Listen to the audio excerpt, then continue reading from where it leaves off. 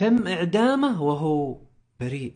هيثم العدني شاب يمني عمره 24 سنة ويعيش في منطقة اسمها عدن. يوم كان عمر هيثم 17 سنة كانت الأوضاع المالية صعبة، فقرر انه يروح المنطقة بعيدة عنه اسمها الغيض عشان يشتغل ويترزق. وفعلا لقاله شغل عند رجل أعمال عماني كبير في السن واسمه صهيب. بعد فترة صهيب عرض على هيثم انه يروح مع زيارة العمان كم يوم بس ويرجعون، فوافق هيثم. مسكوا خط العمان ويوم وصلوا جاء هيثم شوية أعراض ومرض وتعب ما هو طبيعي، فأخذ صهيب ووداه المستشفى. وهم طالعين من المستشفى وقف صهيب عند بقالة ونزل وطول فيها شوي. يوم طلع صهيب من البقالة كان جايب معه عصير فأعطاه الهيثم عشان يشربه. هيثم كان تعبان مرة وبس شرب العصير ما قدر يمسك نفسه من قوة التعب، نام. صهيب كان مخطط على شيء خبيث فاستغل نوم هيثم ووقف على جنب في الطريق ونزل وراح لجهة هيثم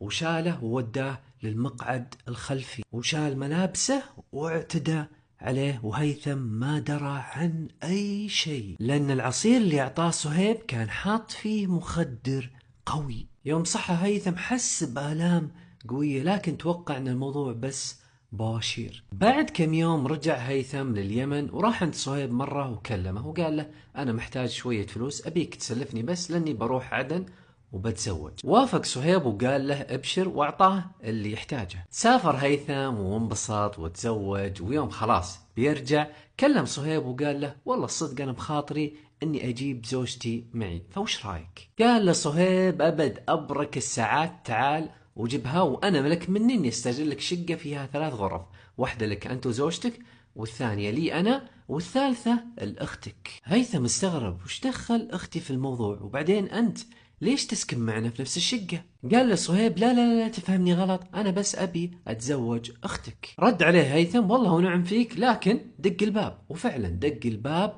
ووافقت أخت هيثم، لكن كان في مشكلة في الزواج، أن عقد الزواج لازم يكون موثق في عمان، وهنا رفض صهيب لأنه ما يبي الزواج يكون رسمي. فقالوا له هيثم واخته وكل قرايبهم توكل على الله أجل ما فيه زواج. حقد صهيب عليهم وجا كلم هيثم وقال له اسمع، اختك تجيبها غصبا عنك ولا ترى بفضحك اني انا اعتديت عليك. صهيب كان مصور كل شيء سواه في هيثم وقام يبتزه في المقاطع. انصدم هيثم من اللي يسمعه وطلب من صهيب انه يثبت كلامه، وفعلا صهيب ارسل له كذا مقطع يثبت انه اعتدى عليه ومصور. بعدها هيثم على طول كلم أخوه الكبير واسمه رافع وعلمه عن اللي صاير. قال له رافع اسمع، قول لصهيب أبد بنجيب لك أختي. وفعلا سواها هيثم وقال له. هيثم ورافع اتفقوا أنهم يمسكون صهيب ويجلدونه لين يعض الأرض ويأخذون الجوالات ويكسرونها. المهم تواعدوا مع صهيب في فندق وتكون هناك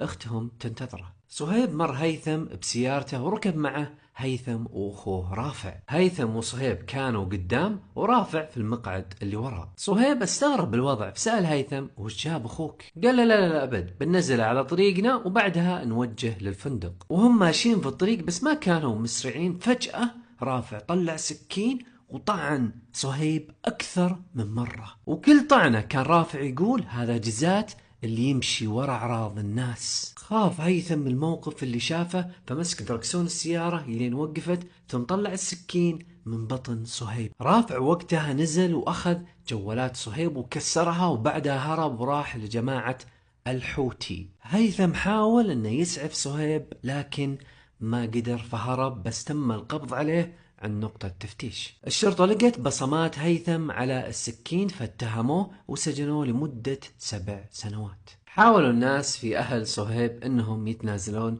لكن رفضوا. تم الحكم على هيثم بالإعدام، لكن قبل تنفيذ الحكم سألوه وش آخر طلب لك؟ قال لهم أبي أصلي ركعتين في ساحة تنفيذ الحكم، وتم هالشيء. قبل تنفيذ الحكم كان هيثم مبتسم وودع أخوانه وزوجته اللي ما قعد معها إلا 2 شهر بس، وبعدها تم سجنه. في يوم الاثنين 13/11/2023 تم تنفيذ حكم الإعدام رميا بحق هيثم.